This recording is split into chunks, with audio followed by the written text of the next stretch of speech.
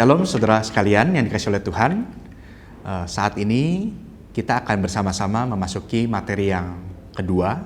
Kita akan membicarakan tentang penciptaan. Kisah penciptaan yang berada di dalam Alkitab. Nah, Alkitab sebenarnya memiliki kekhasan di dalam hal pengajaran di dalam Alkitab. Ada maksud-maksud tertentu, ada makna-makna tertentu yang khas di dalam Alkitab. Nah, apa sebenarnya yang menjadi tujuan atau apa sebenarnya yang sedang digambarkan di dalam teks Alkitab tentang peristiwa penciptaan ini? Nah, yang pertama mungkin saya bisa katakan bahwa penciptaan ini sedang ingin menunjukkan bahwa awal daripada segala sesuatu yang ada ini, itu semuanya berasal daripada Tuhan. Nah, Alkitab dengan jelas di dalam kitab Kejadian pasal yang pertama menunjukkan bahwa kata menciptakan itu menggunakan kata bara. Kata bara merupakan kata yang eksklusif sebenarnya hanya digunakan oleh Allah. Manusia tidak pernah menggunakan kata kerja ini. Jadi tidak pernah manusia melakukan bara atau melakukan menciptakan dengan menggunakan kata bara. Karena sekali lagi kata bara ini digunakan khusus kepada Allah. Kenapa demikian? Karena kata bara ini menunjukkan kepada satu peristiwa yang di dalam istilah bahasa Latinnya yaitu sebagai creatio ex nihilo, atau menjadikan sesuatu dari yang tidak ada. Berbeda dengan manusia, manusia tidak bisa menjadikan sesuatu dari yang tidak ada menjadi ada. Manusia hanya bisa mengubah sesuatu yang ada menjadi ada. Makanya manusia biasanya menggunakan istilah bana atau membangun atau menjadikan, bukan menggunakan kata bara atau menciptakan dari sesuatu yang tidak ada. Nah, itu yang pertama, bahwa penciptaan menunjukkan bahwa segala sesuatu berasal daripada Tuhan. Tuhanlah yang menjadikan segala sesuatu menjadi ada. Nah, dengan demikian kita tahu bahwa Allah sebagai pencipta dan segala sesuatu itu sebagai ciptaan. Oleh sebab itu, Alkitab juga dengan tegas menunjukkan bahwa pencipta itu berbeda dengan ciptaan. Dia, Allah sebagai pencipta, tidak bisa disamakan dengan ciptaan. Tidak ada unsur sedikit pun di dalam ciptaan yaitu memiliki sifat ilahi. Alkitab dengan jelas menunjukkan hal ini. Nah, saudara-saudara sekalian dikasihi oleh Tuhan, di dalam proses penciptaan yang kita bisa lihat, itu menunjukkan dan memancarkan akan kemuliaan daripada Tuhan. Kita bisa melihat bahwa Sang Pencipta itu memiliki satu sifat yang dimana dia adalah Maha Kuasa. Dia mampu menciptakan, mengadakan segala sesuatu. Dengan kuasanya, maka semuanya itu menjadi ada. Nah, sifat yang kedua yang bisa kita lihat juga adalah dia itu memiliki hikmat yang sempurna. Karena segala sesuatu yang sudah dijadikan ini bisa terjadi dan bisa berjalan dengan begitu teratur, sesuai dengan fungsinya, dengan tujuannya, dan itu tentunya menunjukkan bahwa si pencipta ini atau sang pencipta ini adalah memiliki hikmat yang sempurna. Tidak ada kelemahan, tidak ada kekurangan, bahkan dikatakan tidak ada kejahatan di dalam ciptaan yang sudah dilakukan oleh Tuhan ini. Nah, lalu yang ketiga, kita juga melihat bahwa dengan ajaran-ajaran di dalam penciptaan ini, kita melihat dan kita bisa menolak, kita bisa memberikan satu argumentasi tentang paham-paham yang beredar tentang bagaimana Tuhan berhubungan dengan ciptaannya. Kita tahu, saya bisa memberikan satu contoh, saudara-saudara sekalian, tentang paham ateisme.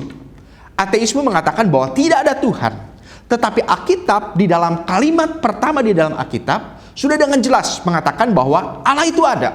Bahkan Allah yang mengadakan segala sesuatu. Jadi Alkitab juga di dalam peristiwa ini menunjukkan bahkan menolak akan paham-paham yang beredar, yaitu salah satunya adalah paham ateisme. Nah, saudara-saudara sekalian yang dikasihi oleh Tuhan, di dalam proses penciptaan ini kita bisa melihat bahwa Tuhan menciptakan dengan sedemikian baik dan sempurna. Makanya di dalam Kejadian pasal yang pertama ayat yang ke-31 dikatakan bahwa maka Allah melihat segala yang dijadikannya itu sungguh amat baik. Jadilah petang dan jadilah pagi. Itulah hari yang ke-6. Jadi di sana kita melihat bahwa seluruh proses penciptaan itu bisa berjalan dengan baik, dan hasil daripada penciptaan itu dikatakan bahwa sungguh amat baik. Nah, saudara-saudara sekalian, ada satu struktur yang ditujukan di dalam peristiwa penciptaan ini, yaitu kita tahu bahwa penciptaan itu diadakan selama 6 hari. Nah, kalau kita memperhatikan di dalam Alkitab bahwa hari pertama, hari kedua, dan hari ketiga, Tuhan itu menciptakan atau membentuk ya dunia yang belum berbentuk. Lalu pada hari keempat, kelima, dan keenam, lalu Allah mengisi apa yang sudah diciptakannya itu, yaitu membentuk langit dan bumi. Sebenarnya di dalam ayat yang kedua kita bisa melihat, saudara-saudara sekalian, bahwa di sana dikatakan bumi belum berbentuk dan kosong, gelap gulita menutupi samudera raya. Nah, dikatakan di situ bahwa bumi belum berbentuk dan kosong, diawali dengan kalimat seperti itu. Tapi setelah proses penciptaan itu, kita melihat yang asalnya bumi itu belum berbentuk, sekarang dibentuk oleh Tuhan di dalam hari pertama sampai dengan hari ketiga. Dan bumi yang kosong itu diisi oleh Tuhan pada hari keempat dan sampai dengan hari keenam. Jadi kondisi yang ada di dalam dunia yang belum berbentuk dan kosong itu sudah terjawab di dalam proses penciptaan. Nah, saudara-saudara sekalian, kita tahu juga bahwa penciptaan ini, puncak daripada ciptaan itu adalah Tuhan menciptakan manusia. Dengan jelas Alkitab menunjukkan akan keistimewaan daripada manusia ini sebagai puncak ciptaan Allah. Kita melihat bahwa manusia itu diciptakan menurut gambar dan rupa Allah. Ya. Ada beberapa hal secara eksplisit ditunjukkan. Kita akan melihat di dalam Kejadian pasal pertama ayat yang ke-26. Dikatakan demikian, berfirmanlah Allah, baiklah kita menjadikan manusia menurut gambar dan rupa kita. Jadi kita melihat di sini bahwa eksplisit sekali bahwa Allah menciptakan manusia menurut gambar dan rupanya. Menurut gambar dan rupa Allah. Sehingga manusia ini memiliki atribut-atribut atau sifat-sifat yang juga dimiliki oleh Allah. Manusia mirip dengan Allah. Manusia memiliki kemampuan-kemampuan yang juga dimiliki oleh Allah. Salah satunya adalah manusia memiliki rasio. Manusia juga memiliki kemampuan untuk mencipta. Sama seperti Allah adalah pencipta, manusia juga memiliki kemampuan untuk mencipta. Itu adalah salah satu daripada, atau itu adalah ciri-ciri daripada manusia sebagai gambar Allah. Nah, lalu yang selanjutnya di dalam materi yang saya sampaikan adalah bukan hanya manusia sebagai puncak ciptaan, sebagai gambar rupa Allah, tetapi juga ditunjukkan sebagai penciptaan laki-laki dan perempuan. Saudara sekalian, di dalam Kejadian pasal yang kedua ayat yang ke-18 dikatakan demikian. Tuhan Allah berfirman, tidak baik kalau manusia itu seorang diri saja. Aku akan menjadikan penolong baginya yang sepadan dengan dia. Nah, di sini kita melihat bahwa penciptaan seorang perempuan atau seorang wanita di dalam Alkitab itu dikatakan bahwa wanita itu sepadan, setara dengan laki-laki. Ya, wanita diciptakan memiliki posisi yang sama dengan laki-laki. Ya. Ada kata yang cukup menarik di dalam Alkitab, di dalam kata menciptakan. Kata menciptakan di sini menggunakan kata bana. Ya. Berarti memang kita juga melihat bahwa kata bana itu adalah seperti yang tadi saya sudah katakan, bahwa kata bana itu adalah membangun atau menjadikan dari sesuatu yang sudah ada. Nah, dari sesuatu yang ada, dari mana kalau begitu perempuan diciptakan? Kita dengan jelas dikatakan bahwa perempuan diciptakan dari laki-laki, dari tulang rusuk laki-laki. Nah, kata bana ini juga sebenarnya memiliki arti yang khas, saudara-saudara sekalian. Kata bana sebenarnya berarti membangun sesuatu yang besar, membangun sesuatu yang kokoh. Biasanya kata ini digunakan untuk membangun kota, atau membangun tembok pertahanan, atau juga untuk membangun menara.